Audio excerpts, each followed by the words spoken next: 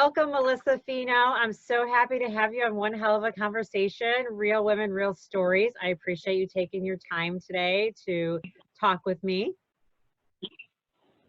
Thank you for having me. I'm so excited to be here. This is a lot of fun. So your business is called Love Your Life Community. So just when we sit here and chat, it's just, tell us about you, tell us about your journey, any trials, tribulations, all that fun stuff. We want to hear it and how you kind of overcame it. Oh, wow. Trials and tribulations, don't we all have them? Right, exactly. Well, for me personally, I am out in California, but I'm originally from Connecticut, the East Coast. And I am a high school dropout. I dropped out of high school my junior year of high school. I just felt a lot of pressure to be something different than what I was. And I wasn't able to kind of fully understand who I was in that moment. So I was lost, which I think happens to a lot of us, not only in adolescence, but as we get older as well. Totally. So what ended up happening is that I went to community college and I ended up getting a job, and I kind of stuck with that job for a while because it was like, it paid me money and it was good, and I didn't feel like I had any reason to complain about it, but I wasn't really happy in it, It wasn't doing me any good. I wasn't feeling like I was living aligned or living my purpose. Yeah. I was just living a life. Sure. Yeah. So kind of as that happened, and I kept that job for about 10 years. And what I think is that was probably one of the most stagnant time periods in my life. And I also think it's something that we all experience when we continuously live this. It's like Groundhog's Day. Yes. When you're living the same day over and over again and you're not taking any action seems like it's almost impossible in life. But what ended up happening for me is that I lost my father in my late 20s. I lost my father, and I started to realize how precious life was. Yeah. You have this opportunity, and I think that oftentimes we take it for granted because we don't realize that that opportunity really exists outside of all of us all of the time, but we don't see it because we have this like tunneled vision. Yeah. Yeah. So when I lost my dad, I realized that I wanted to be the person that he saw me as, but I wasn't ready to see myself as. Yeah.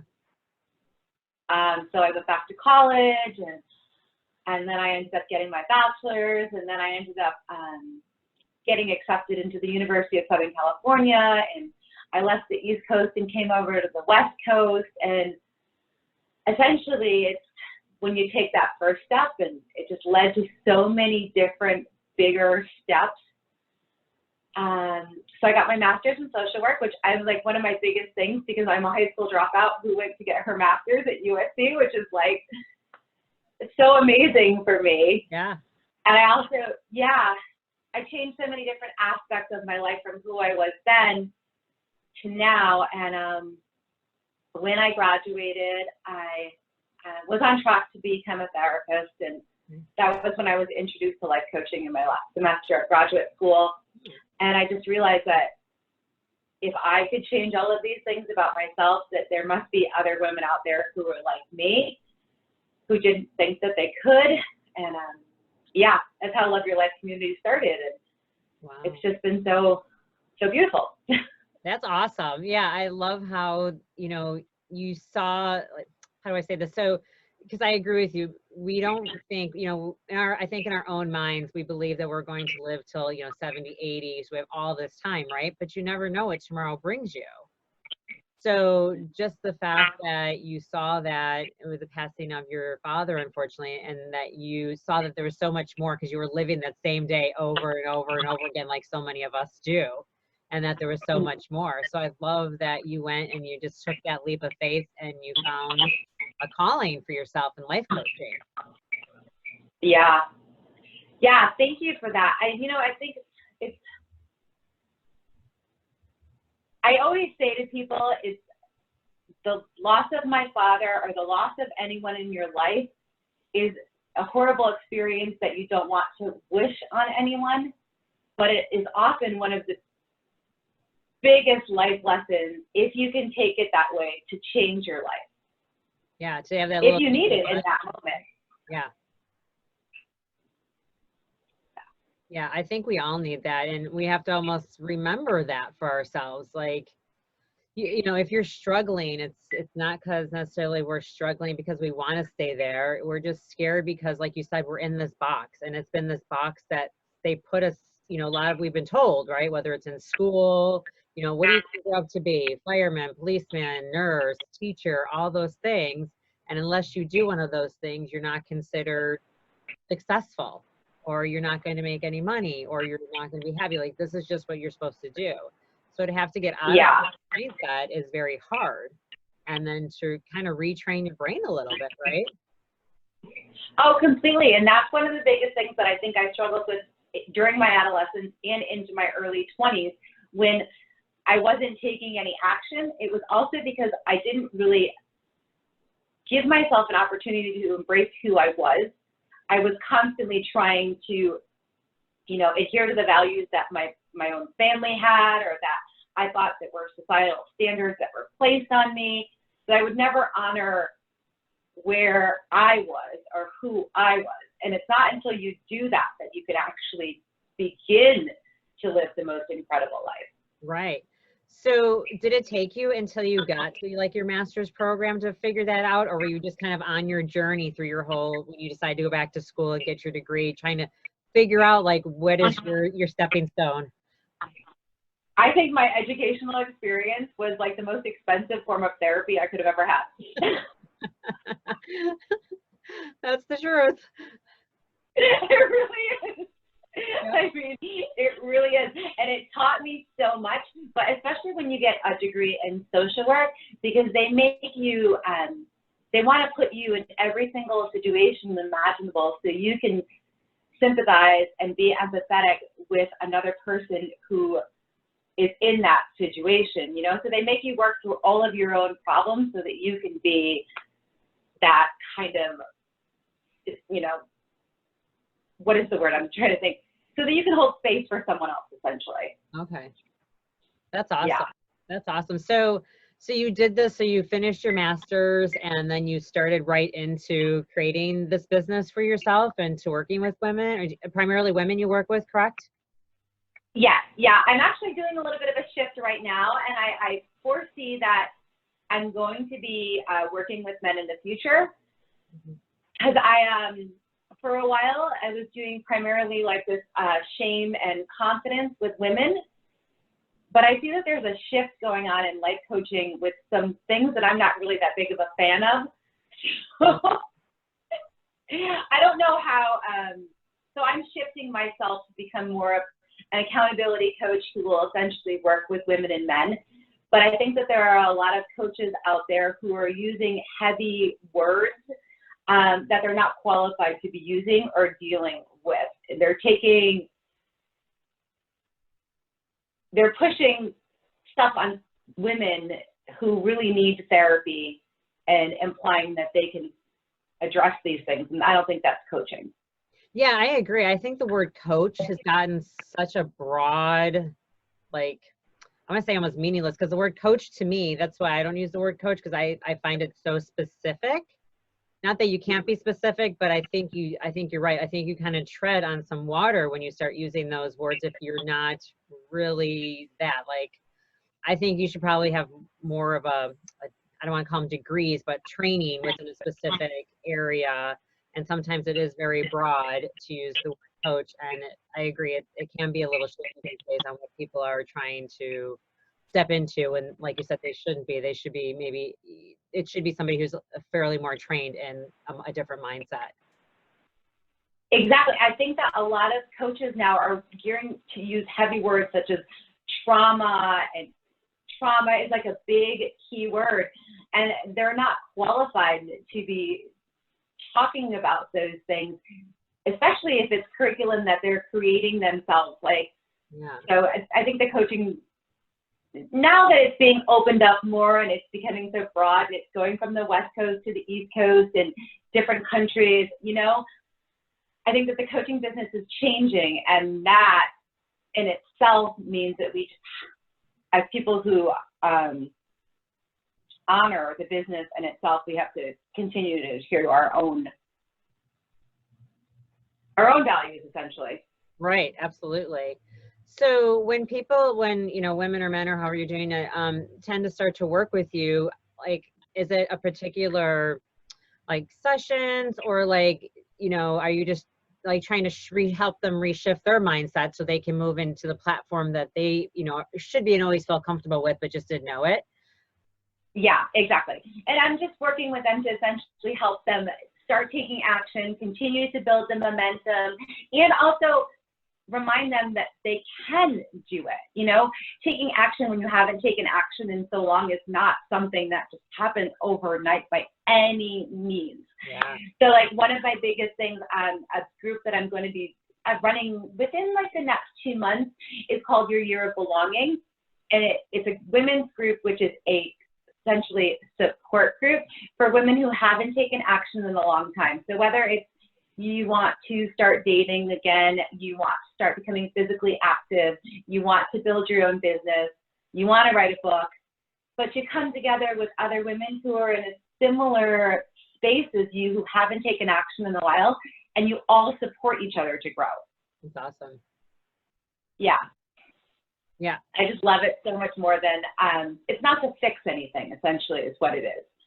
Right. Well, I think it's not necessarily like that we need to fix things. I think that we just need a new community, right, of the people with the same mindset. And I think we have a hard time finding those in our direct circles. You know, like, you know, here I am in Chicago, and then, you know, my next door neighbor might not be that person that I need to talk to, but because just our mindsets are so different. And I believe, at least for myself, like, you get locked into that, and not that it's not actionable, that we haven't taken action, we just didn't know that there were these opportunities for us. Like, that gut instinct was always there. I wanted to do something else, but what was that something else? And not realizing that you really had to find other people with the same like-mindedness of yourself in order to really reach that. So the fact that you're creating that group is so helpful. Oh, it's so amazing. And the thing about community is that, like, so if you think about the friendships that you formed when you were in like elementary school or like junior high school, it's just so easy because you didn't have, you're like, oh, we both like the color purple. Isn't this absolutely amazing? Like, let's just be best friends. Right. And then you grow up together and you don't have those insecurities or those things that are blocking you from being your true person. But as you get older, you start to go through different phases in your life. So you slowly start to lose those people. And if you're not like rebuilding those friendships or your community and you want to evolve, it almost seems like it's impossible. I completely agree. And I think society and how we're taught is that, well, why don't I still have those friends from when I'm a child? Like, what's wrong with me? Or why am I not keeping the same circle of friends, you know, that I had from 20 years ago or even a year ago? It's because you as an individual are evolving, and that's not a bad thing, but we've been taught that that's a bad thing. Like, why am I not keeping this connection? Like, what's wrong with me? So do you guys work on that as well?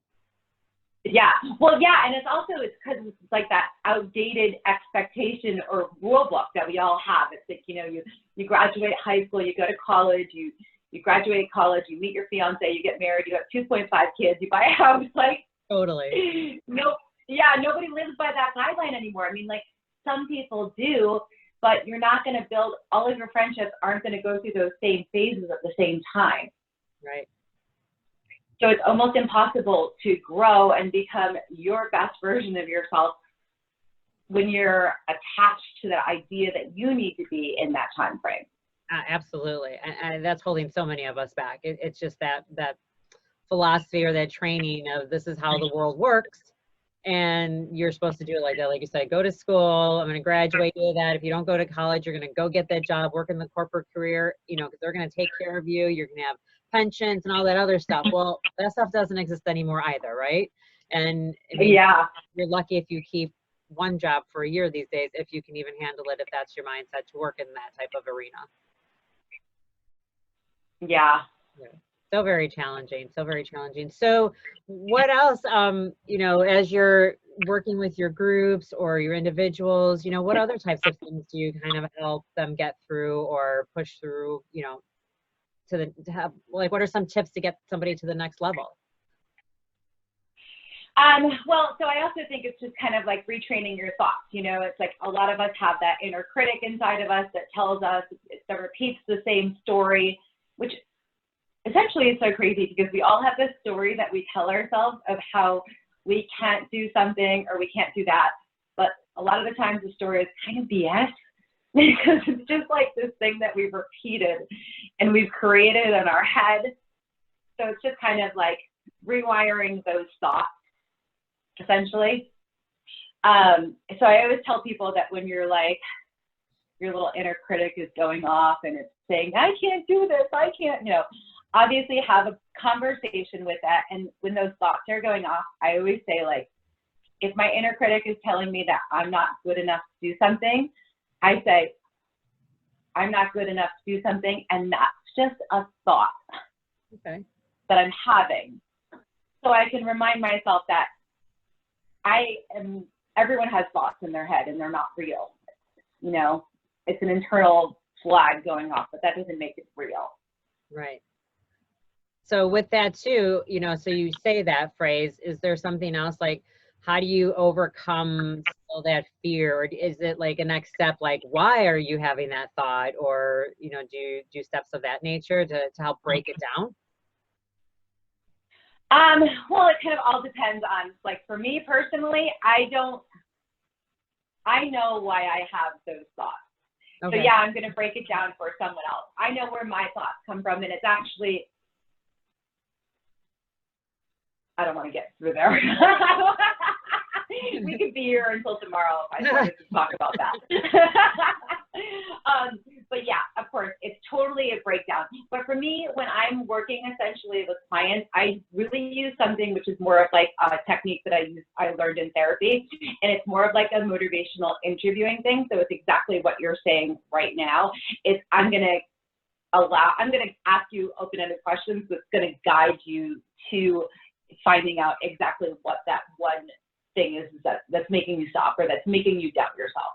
Okay, that's great. Those are great tips, because I think we try to get out of our own heads, but then we try to figure out how to get out of our own minds, and it's just asking ourselves those same questions, right? So, you know, where does that stem from? Why do you think you should have worked a corporate job? Because somebody told me I wanted to. Is it right for you? No, I don't think it's right for you. That type of thing, and then you just keep taking it till you feel comfortable. So I would assume you get like an internal workup with that.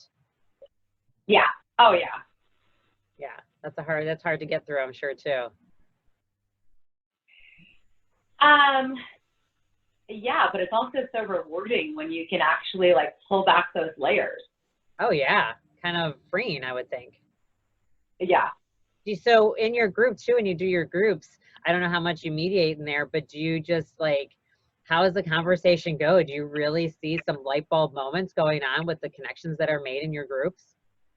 Oh yeah, the first couple of sessions is kind of like, you know, pulling it out, letting them become open, and, you know, we do these different exercises to get them to feel comfortable in stepping forward and sharing their own truth.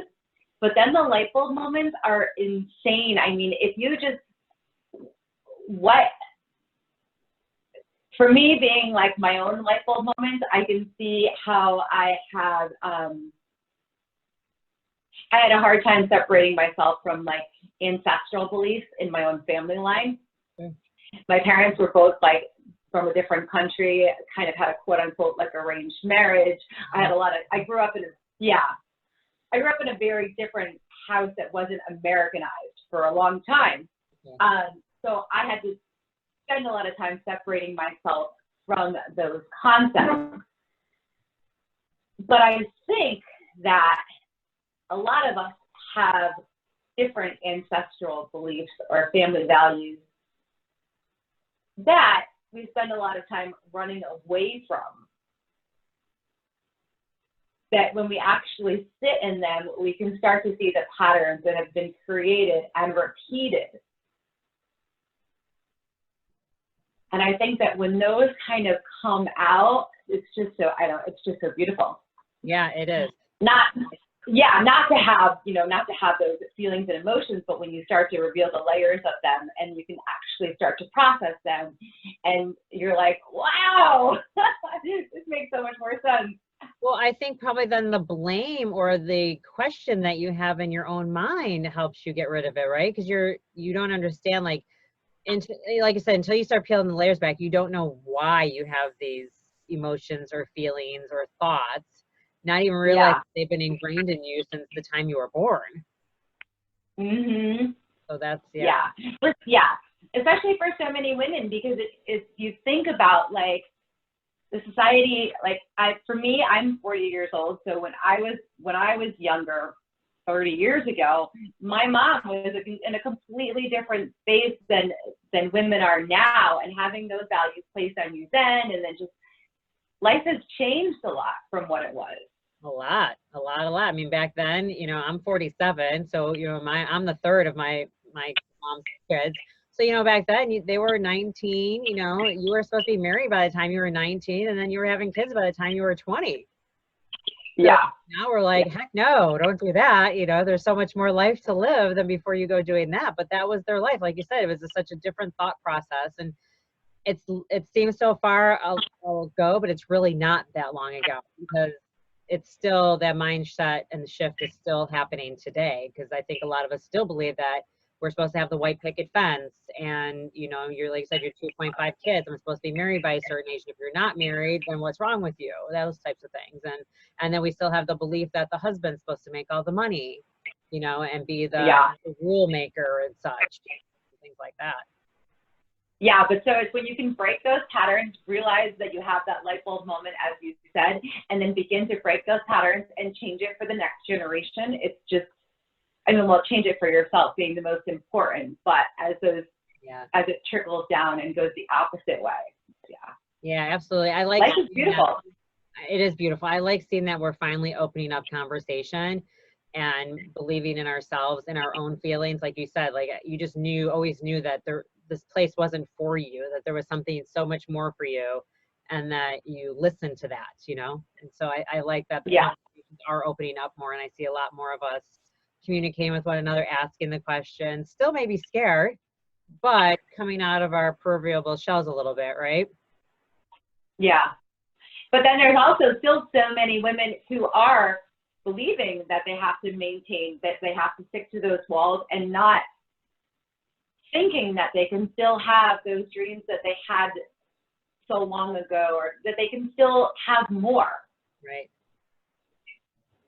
Do you get women like that in your group where they kind of want to go and kind of check it out, and then they'll creep out a little bit later when they see that, all the questions that they want to ask are being proposed in there, and then maybe they're, starting to gain their own strength once they've been in your group that way too? Yeah, I can, and I understand it, because I was that person a long time ago as well. Taking action is not the easiest thing, and when you first start to take it, anything seems like a failure, even though failure, what we label failure, is not really failure. Failure is like the most amazing thing in the whole entire world, because you're actually trying, you're learning, you're taking lessons, But still, a lot of people think that word, that taking action and falling down the first time means you've failed, but it's not. It's the exact opposite. But I think that when you start taking action for anyone, you're going to have times when you step back. And sometimes those times are necessary as well, because when you're first starting to identify what you want, it takes a long time. It takes a long time, and I honestly think that sometimes when you're still starting to peel back those layers, you don't realize that maybe you're doing something because you feel as if you need to do it, or because this person's doing it, so you kind of want to be like them, or you think you need to do it that way. Yes. And then you start to take action, then you realize that really wasn't what I wanted in the first place. Well, and I think that's where the whole social media issue comes in too. It's such a fake world out there. Is even if we try to be as honest, you know, some of us, not everybody's that way, but then you don't know, like, where is that layer that you want to be in or would like to try out without it being so monotonous, so fake, so not you, you know, Yeah. and it's like, you know, when we compare ourselves and our businesses to other people, like, well, why aren't I there yet? Well, maybe because that's not where you're supposed to be yet, or maybe that's not where you're supposed to be at all. And but then we see this way and we just think that we're supposed to do it that way. Oh, yeah. Yeah, so when you first start to take action and you're just doing anything, you know, you're just kind of grasping at straws, trying to figure out exactly what it is that you want. And then as you start to build that momentum and you start to see that you can actually change things in your life, I think that's when the pieces start to kind of make a little bit of sense. But I don't think you can consistently do it running full speed forward. Like, you need to step back every once in a while and assess, are you going the right direction?